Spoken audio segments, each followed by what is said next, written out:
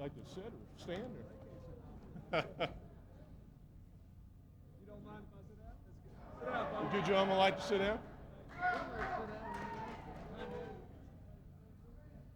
I guess I should say that that's probably the biggest ovation I've ever had. I need to stay in the company of the President and the Vice President. But good morning, Mr. President. Good morning, Mr. Vice President. It's an honor to have you here with us today. On behalf of the 1,500 employees at Peterbilt, Nashville, I extend to you a most heartfelt welcome. And to you, Mr. Vice President, welcome home. Great to have you back.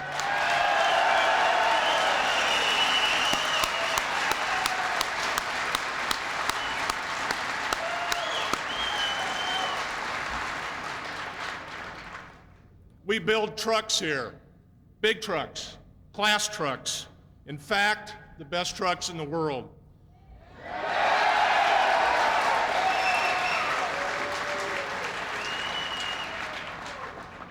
Peterbilt is known as the most successful American-owned manufacturer of heavy-duty Class 8 trucks, and we truly appreciate the opportunity to share our pride with you. The economy has been good, and the marketplace has responded just enthusiastically to the Peterbilt trucks that we make. So enthusiastically that we currently manufacture a record 52 trucks here every single day. We're growing too. Here in Nashville alone, we've added almost 650 jobs since 1993. It's well known that the Peterbilt team is the best team in the world.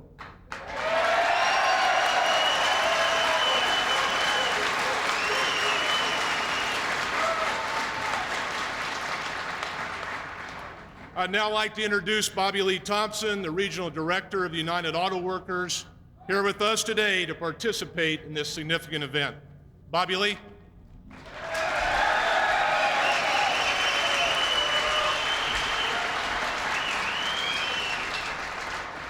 Thank you. Good morning, everybody.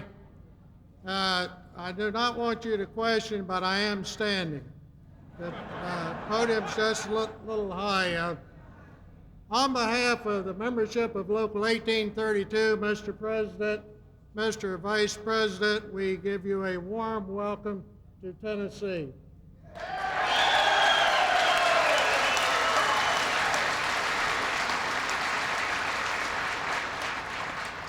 You know, it's really good to have folks in office who have not forgot where they came from. The working men and women of this country, as well as this location, we do have memories. We can recall back in 1991 at this location, the membership was down to 450 people. Today, thanks to their leadership on the economy, we are now up to 1,250 and growing. Mr. President, we do remember.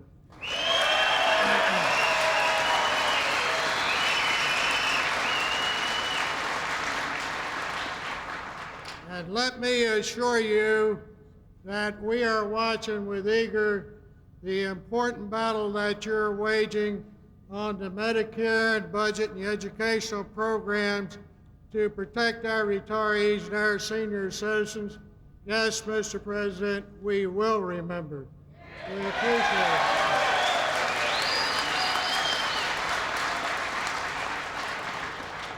You know, it's often been said, and it's been taught throughout the UAW, that there's little difference, no difference, between the ballot box and the bread box.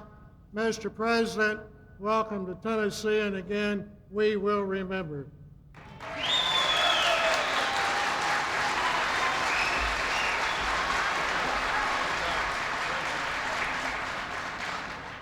Thank you, Bobby Lee. It's now my great pleasure to introduce to you and present Tennessee's native son, Vice President Al Gore.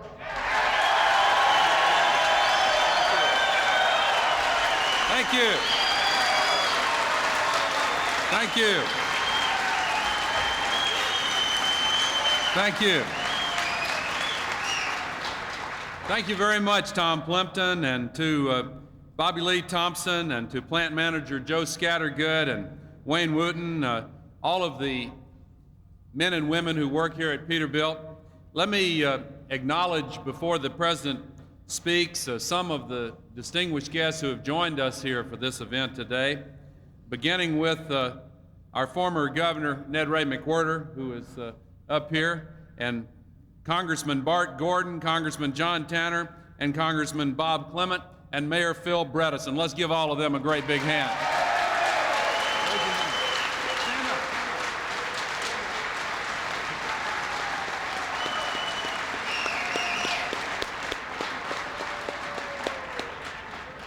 They're doing an outstanding job, and I want to acknowledge the many members of the state legislature who are here. I hope they'll forgive me for not singling out each person.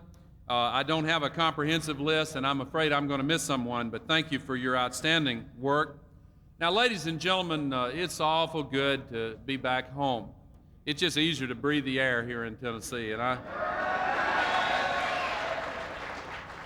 I flew in last night to Nashville from Europe, where I was on a mission representing the President and our country.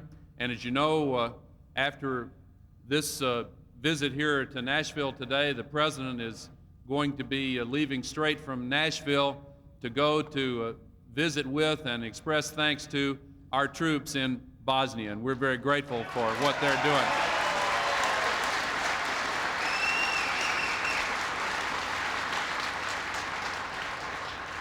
But here today, in introducing and presenting the President to you, I want to say just a word about the connection between Bill Clinton's promise 3 years ago to get our economy moving again and what's happening here at Peterbilt and here in the state of Tennessee. Bobby Lee said, and Bobby Lee is my neighbor, incidentally, at Alexander's not too far from Carthage in Smith County, and I know that some of my neighbors in Smith County work here at Peterbilt. Are any of you here today? There are several hands going up. All right. And people from all over the mid-state area come here to Peterbilt. And when you leave Peterbilt and go back home, you go back home to your families and to your homes. And when you're able to pull down a good, healthy paycheck and have job security, your families are better off. You're able to give your kids the kind of start in life that they need and that you want to give them. You're able to look after your parents and grandparents whenever they are relying on you to make sure that the problems they encounter later in life are ones that they don't have to face completely by themselves. You're able to help build your communities and make a good way of life for your own family and your neighbors. Our country is stronger when you're working and when you've got that job security. Now, the connection between that job security and what happens in our country is what 1996 and the campaign and the election and the choices about policies is really all about. There are two competing ideas about what works and what doesn't work. I'm not going to use the old shop-worn phrase, trickle-down economics, but that phrase sums up one philosophy, which is to concentrate the benefits in the hands of those who make the decisions about investments and are, relatively speaking, better off, and try to squeeze down on everything else, even if it means that your kids will not be able to get access to college student loans, even if it means that your parents will have their out-of-pocket medical expenses go skyrocketing as Medicare is squeezed back for those of modest means and middle incomes. That approach was tried once before. Bobby Lee talked about what was going on here at this plant when Bill Clinton and I promised a new direction for America. Employment was way down. People were hanging on, and those who were still here were worried about how long they could hang on. And lots of folks who had been laid off were worried about whether or not they were ever going to be able to come back. And their families were worried. And their communities felt the impact when they were not able to go to the store and buy the things that they wanted for their children. And then Bill Clinton came and said, I've got a different idea. Let's focus the attention on middle-income working families. And let's try to get the benefits in the hands of those who need them, and will go to the store and spend that money and build their families up strong and build their communities up strong and help build America up strong. And so 3 years later, we've had a test of that approach.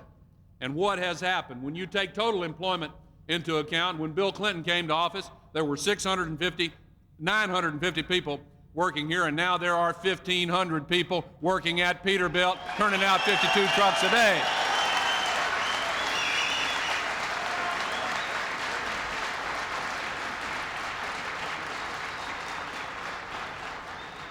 And throughout the mid-state area and throughout our state of Tennessee, the same thing is going on. The unemployment rate has come down, partly because of Ned McWhorter and these outstanding legislative leaders. Tennessee already had a strong economy, but it's gotten even stronger, and it's gotten even better. Now, here's the real kicker on this.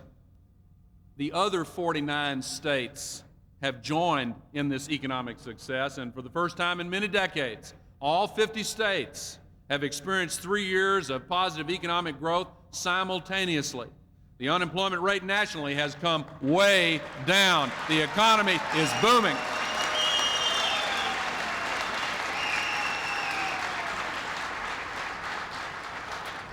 If you look at what's happened since Bill Clinton became president, we went from a triple-dip recession with rising budget deficits and skyrocketing debt, climbing unemployment. We went from all that to an economy that has added 8 million new jobs, a stock market that's added 60% of its value, a couple thousand points, the lowest inflation rate in 30 years, a sharp decline in the unemployment rate, nearing an all-time record for home ownership, more new small businesses starting up in each of the last 3 years than in any time in previous American history, and the University of Tennessee Volunteers have finished number 2 in the nation in football.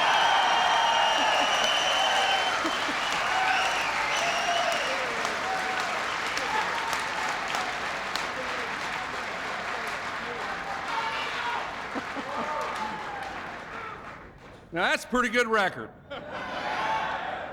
Now the other side is coming back, and they're saying, we want to change all that. We want to go back to the approach that concentrates on those up toward the top. They say that they want to squeeze down on Medicare. What would the results of their policies on Medicare be?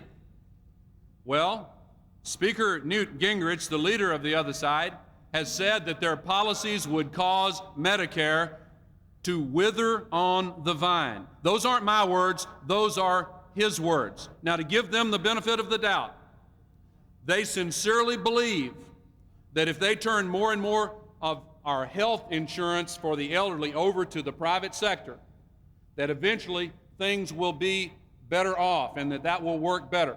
You know the mistake they're making? They're talking, as they often do, mainly to those who are a little bit better off.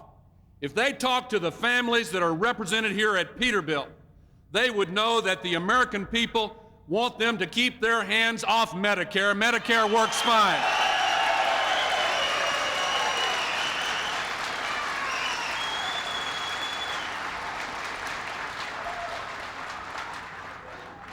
We want reform. We want changes that strengthen Medicare and strengthen other government efforts. And some of it will involve some cutbacks. But it needs to be done with an eye to protecting the families that are represented right here in this group. That's really the secret. Who do you care about? Who are you trying to help? Who do you think represents the backbone of America?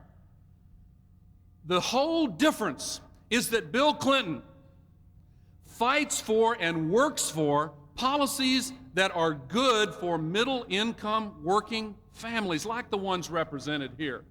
Now, ladies and gentlemen, the other side has proposed an agenda that has been called an extremist agenda. They have turned over a lot of their policies to lobbyists for the special interests, and I know that sounds like a political phrasing, but that's really exactly what they have done. But you will have the final say on the budget battle, on the battle over the policies our nation follows, the kind of leadership we have, and which direction our country goes in. If you want to see a continuation of policies that make our economy strong, that helps you make your family strong and make your community strong, then let's continue with the kind of approach represented by Bill Clinton and the Clinton-Gore administration. That's what this is all about.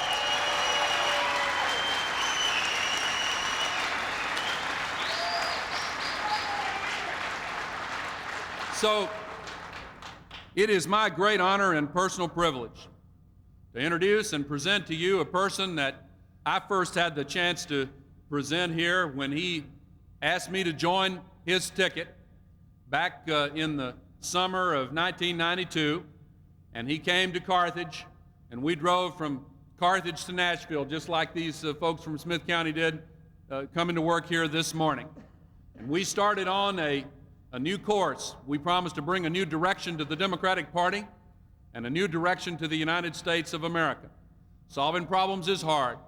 Bringing change about is hard. It takes time. It takes patience. Most of all, it takes committed leadership. And when you have that, good things happen. Ladies and gentlemen, I want to present to you America's leader, the President of the United States of America, Bill Clinton.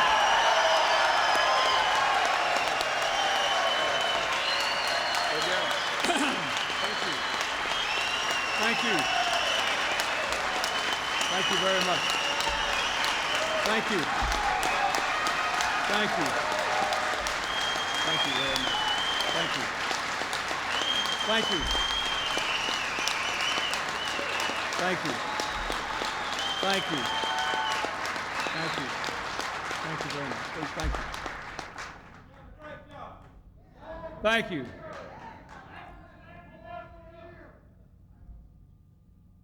Boy, I'm glad to be here. I need this, sort of a fix from home.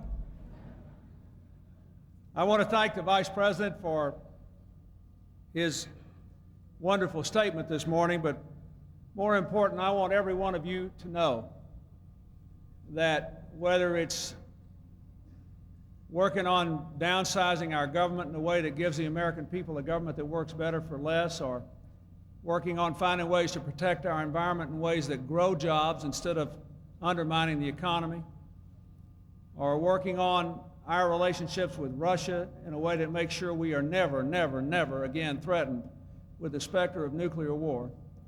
Al Gore from Carthage, Tennessee, is the most influential and effective vice president in the history of the United States of America.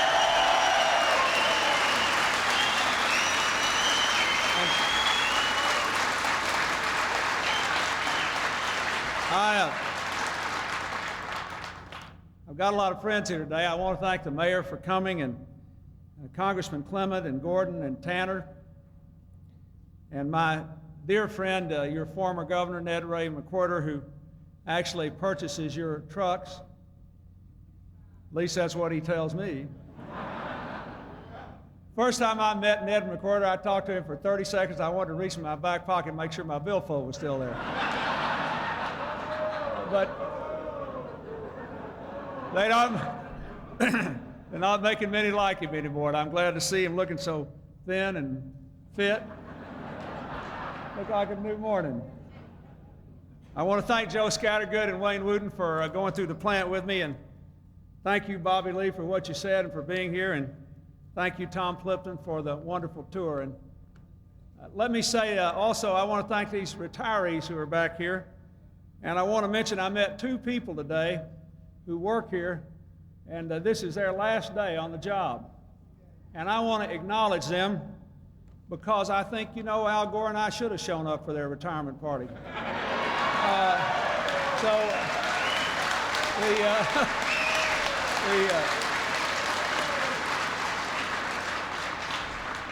First person has been here 25 years, Mr. Bill Douglas. He's over there. Thank you.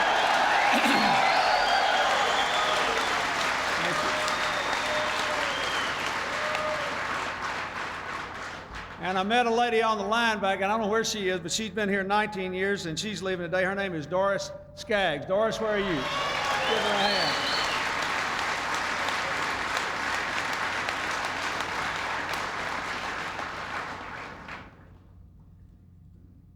I want to say one word before I talk about where we are with the big budget fight in Washington and the economy. I want to say a word about one other issue that involves three people from this plant.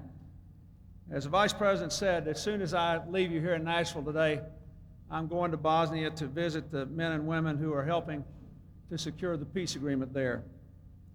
With our help, the people of Bosnia, who for 4 long years were denied the simple chance to go to work and raise their children in peace, now have an opportunity to rebuild their lives and their country. Bosnia is a country where World War I began. Bosnia is a country that's so closely tied to others that if that war were to spread, it could cause many Americans and many other people from freedom-loving countries around the world to lose their lives trying to stop it. So we have worked hard not to try to fight a war, but to bring a peace for the humanitarian reasons that involve the people there, and to keep that war from spreading in ways that could hurt the United States and our friends and allies in Europe. This is a very good thing the American people and our friends from around the world are doing, and all Americans should be proud of what they are doing in Bosnia. 3 of your own co-workers are in Germany right now with their National Guard units supporting that mission. A lot of Americans don't know this, but you can't just send soldiers to Bosnia. We have people in Hungary supporting them, people in Croatia supporting them, and people in Germany supporting them.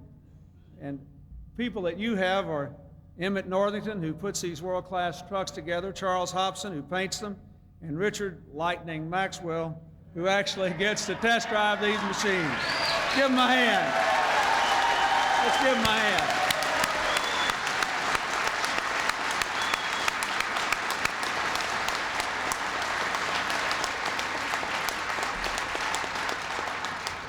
Most of the time, these people work right beside you. Today, they're a long way away working for a better, safer world. I know they and their families will remain in your prayers until the day when they all come back here to work again. What they're doing, to me, symbolizes what the great issue of our time is all about.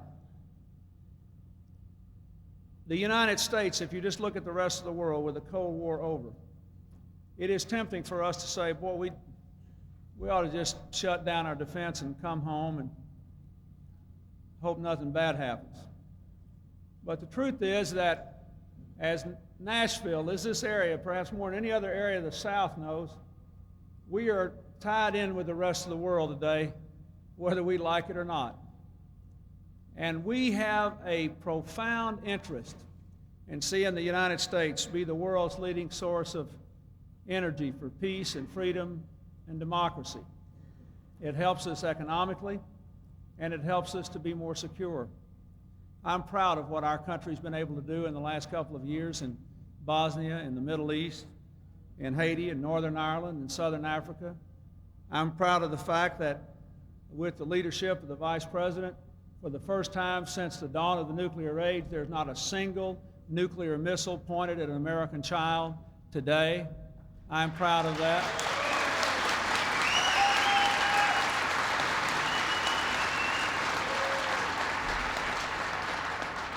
With terrorism threatening people all around the world, both homegrown terrorism, we've seen that, and terrorists coming into our country to make mischief and kill people, we've seen that. I'm proud of the fact that because we're cooperating with other countries, we have actually seen them help us arrest, apprehend, and send back to this country people who came into our country and killed innocent people for illegitimate political ends. I'm proud of that because we do cooperate. Because we cooperate with other countries, I'm proud of the fact that our military and our civilian law enforcement officials helped to capture 7 of the biggest drug leaders in Colombia, in the last 2 years because we're cooperating with other countries.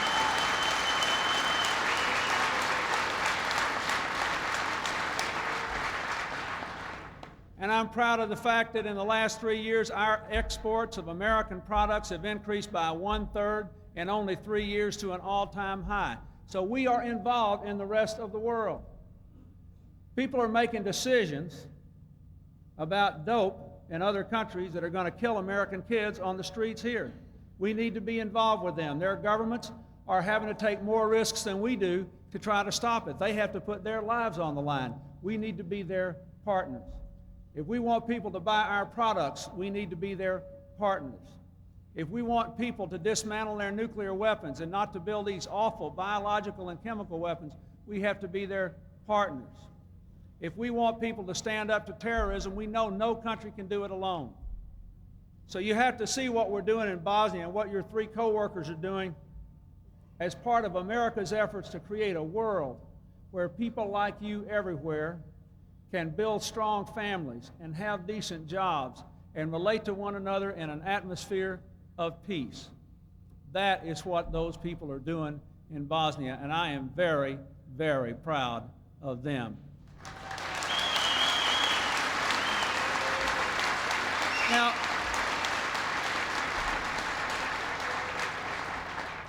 here at home, all the headlines are dominated by the budget debate. And every day sounds like a long horse race. Well, are they going to get a deal or aren't they going to get a deal? I want you to see that in kind of a big picture, too. One of my favorite presidents is Andrew Jackson. And one of the things Andrew Jackson did was to get rid of the national debt. Now, it was easier back then, but it was still hard. And he got it done because he was determined. When I showed up in Washington, I could not believe that we had quadrupled the debt of this country in only 12 years. Until 1981, we never had a policy in all of our history of consistently spending more money than we were taking in. Debts had been used to try to spark the economy when there was a recession. Or if we were at war, we had to sell bonds and borrow more money because we had to gear up in a hurry. But until the 12 years before I became president, there had never been a policy in our country to just run a big debt all the time, in good years and bad years, just because it was too much trouble to be disciplined. So I don't like what has happened. And when we showed up, we had a different idea. We said the people who think you don't have to be concerned about the deficit are wrong. But the people who think that it doesn't matter how you spend your money and therefore you don't have to invest in anything, they're wrong too. We have to cut the deficit and invest in our future. It's worth investing in education. It's worth protecting Medicare and Medicaid. It's worth investing in the environment to protect the environment for the future. We have to invest in some things, but we got to get rid of this deficit. It is eating us alive. I want you to know that in the last 3 years, we've cut that deficit in half in only 3 years, from nearly $300 billion a year down to $160 billion. I want you to know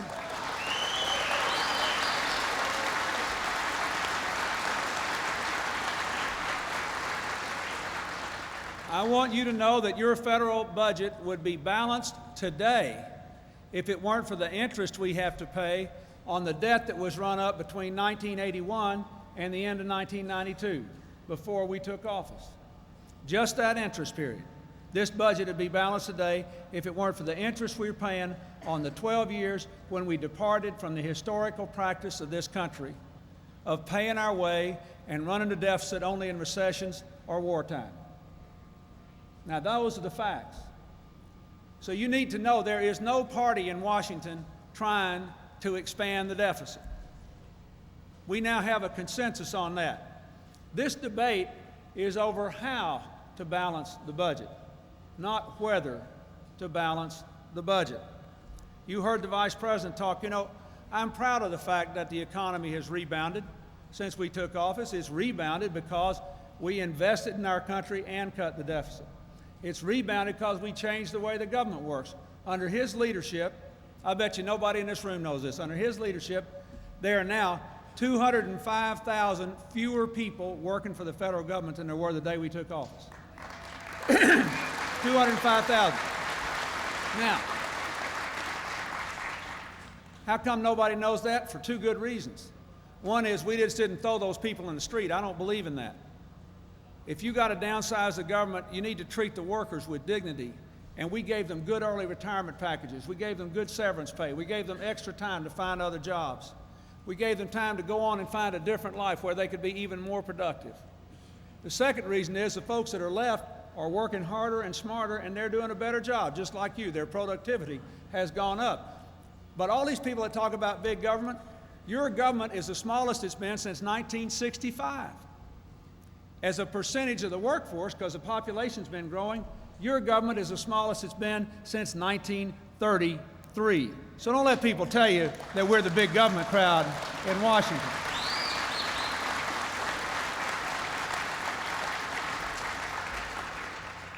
But maybe more important, we tried to do things that would reinforce our values. We passed a tough and a smart crime bill. You know, in America, read the cover of one of our national news magazines this week. The crime rate is down in America. The welfare rolls are down in America. The food stamp rolls are down in America. The poverty rolls are down in America. For 2 years, the teen pregnancy rate has come down in America.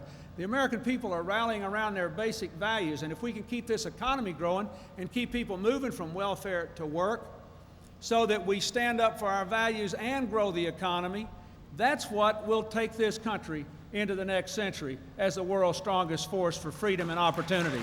That's what we've got to do. So, what I want you to, that's how I want you to see this budget debate. That's the background. This country is moving toward the right kind of future. We do have to finish the job and balance the budget. The question is how. The Vice President framed it in one way. He says that we try to think about what's best for people like you. We want to grow the middle class and shrink the underclass. We think the best way to make more millionaires is to have more successful working people buying the things that they're putting out, whether they're products or services. That's one way to say it. Let me say it in another way. I think what works in this plant is what works in America. What works is teamwork. We believe in individualism. We believe in individual rights.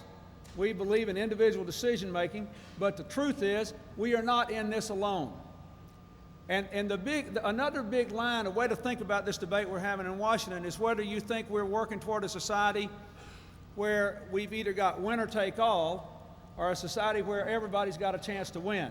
I think we ought to have a society where everybody's got a chance to win. If you're willing to work hard and play by the rules, everybody ought to have a chance to win. And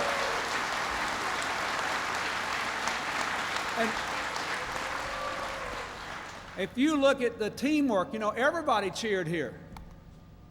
Everybody cheered here when you said that Peterbilt was the world's best plant making trucks. Everybody cheered. I didn't know who was management and who was labor. I didn't know who was working on the chassis of the cabs. Right? What works is when you work together. Yes, we have created a good economic climate, but if you folks weren't doing a good job, you still wouldn't have these extra 650 workers. You did that. We didn't do that. We didn't have anything to do with that. Our job in Washington is to create a framework in which you can succeed.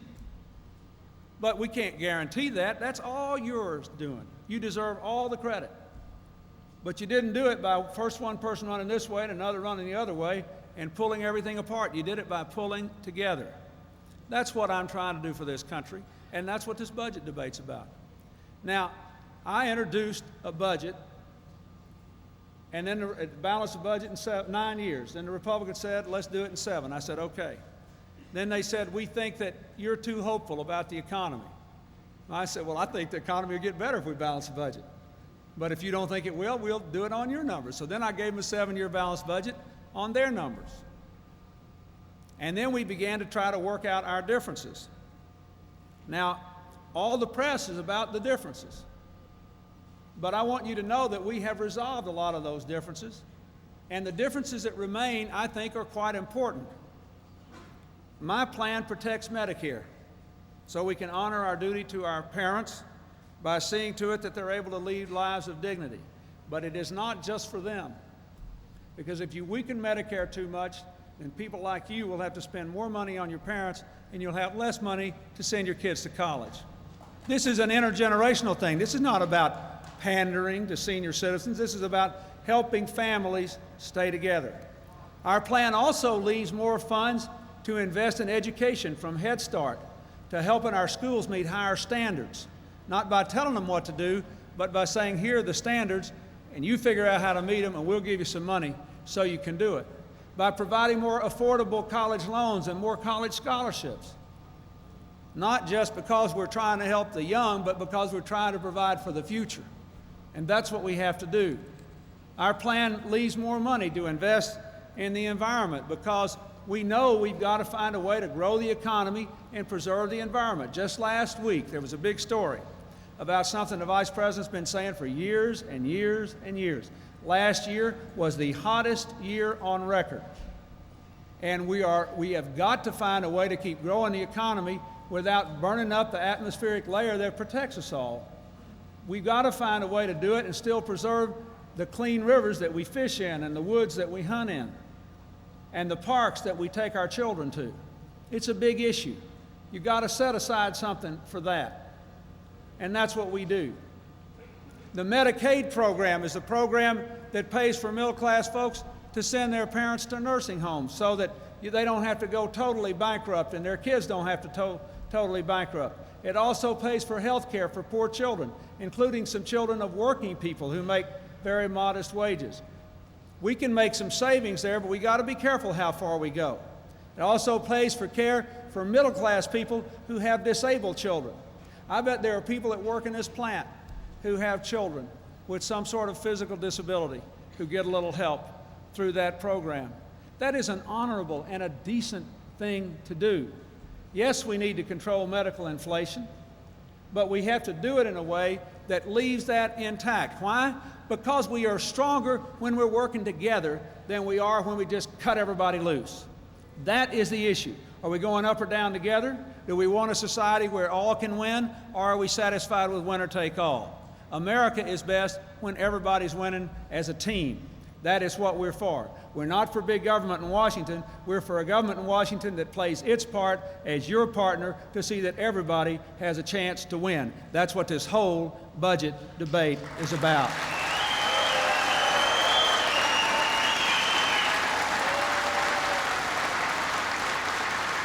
Now,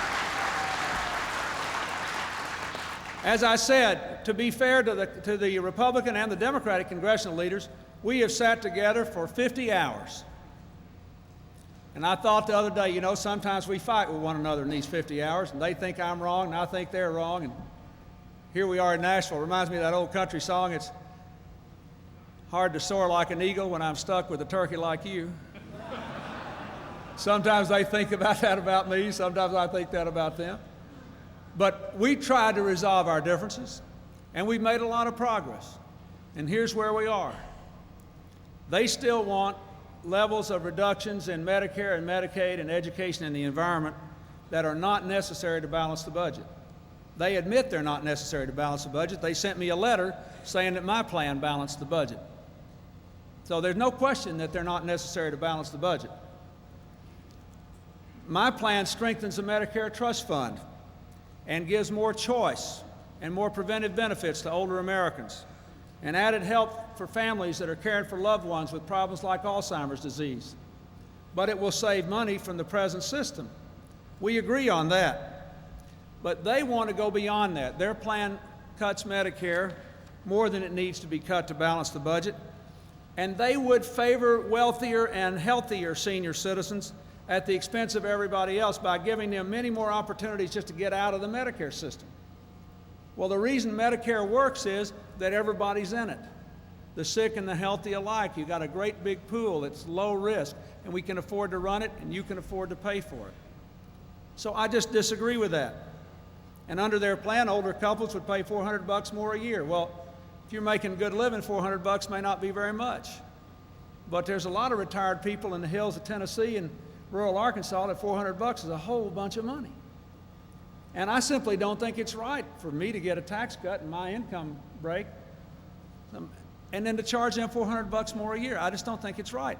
If it were necessary to balance the budget, it'd be all right, but it's not. It is not necessary to balance the budget.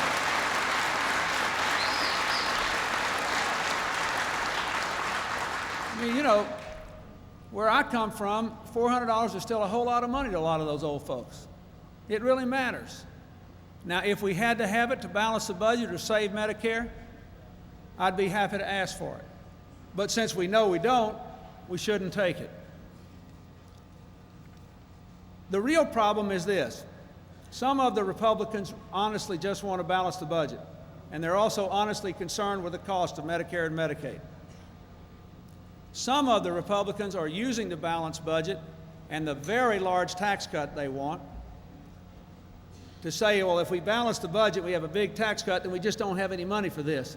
What they want to do is to end the ability of your nation's government to say America can protect all our seniors through Medicare, can protect the poor children, the handicapped children, the people in nursing homes through Medicaid, can make a major contribution to education, to educational technology, to reviving this country.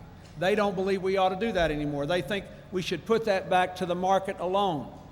The problem is, if the market alone does that, then we're not working as a team anymore. Then we're not saying everybody has a chance to win anymore. Then we're not being your partner anymore. That is the whole issue here. It's not about big government. We've given you the smallest government the American people have had as a percentage of our civilian workforce since '33. Not about regulation. We're getting rid of 16,000 pages of federal regulation. It's not about the deficit. The deficit's been cut in half. Be balanced today if it weren't for the debt run up in the 12 years before we showed up. So there's nothing about that. This is about philosophy. Now, here's the argument I'm making to them. And they've got a lot of compelling points. If they were here today, they could make their speeches, and you'd think they'd make some good points too. My argument is, we're going to have an election here in November.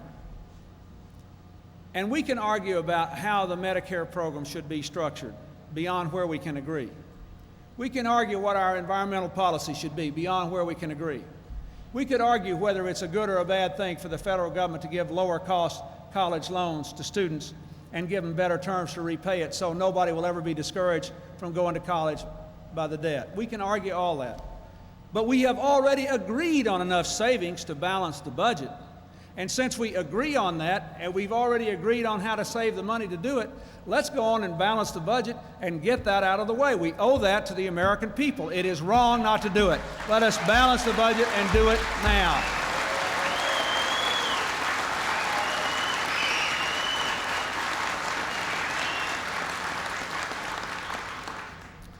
I will say today, I watched that cab being set down on the chassis today, right before I came up here, and I thought, now that's a picture of what America's all about. We work well when we work together. I got tickled. You know, the Vice President talked for 6 minutes before he mentioned the Tennessee football team. I didn't dream it'd take him that long. Now, Tennessee's got a great quarterback, but if it weren't for the other 10 people on the offense and the other 11 on the defense, you wouldn't have the ranking you enjoy. If you watch that Ohio State game, it was a balanced team that won that game. If you look at what happens when the American military goes someplace and you're proud of them, there are a lot of heroes out there, but it's a team that wins. And that's what this is all about. It's also about recognizing that in life you do what you can today and you put off the rest tomorrow. So I say again to my Republican and my Democratic friends in the Congress, we can balance the budget today. We have already agreed on how to do that. We can give a modest tax relief geared to child rearing and education to the working families of America. We have agreed on that. We can do some things for small business. We've agreed on that. Let us take what we can agree on and balance the budget while we protect Medicare and Medicaid and education and the environment and give modest tax relief. Let us be honest with the American people what we disagree on, and let the American people make their decision in November. But we are hired to show up for work every day, just like you are. We can't just go on a work stoppage from now till November. and not deal with this. So we should balance the budget now and put the differences off and let you decide in November who you think is right. Whatever you say, it'll probably be right. It's been right most of the time for the last 200 years. But meanwhile, we should do our job. Thank you very much, and God bless you.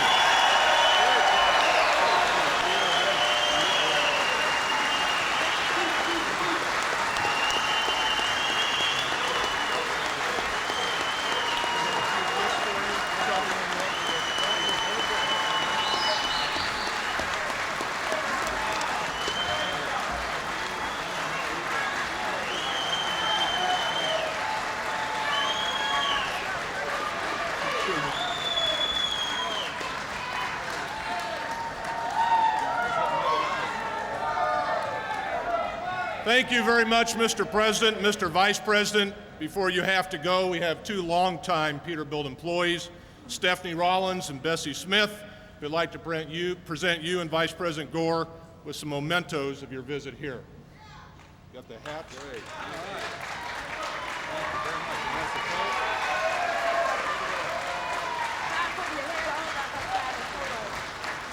Okay. Isn't that great?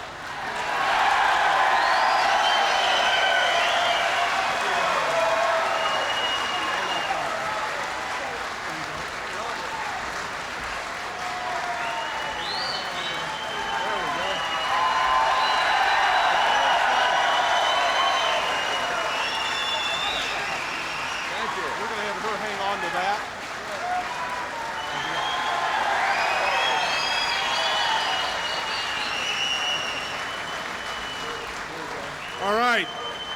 In closing, what we've given the President and the Vice President are Franklin Mint replicas of the Peterbilt Model 379, which is the flagship truck of the Peterbilt line. And we hope you'll wear these jackets and these hats with the same pride that we feel, pride in our company and pride in our country. Thank you very much. Thank you very much. Appreciate it. Thank you. He'll take that. We will take care of those. We're going down this way.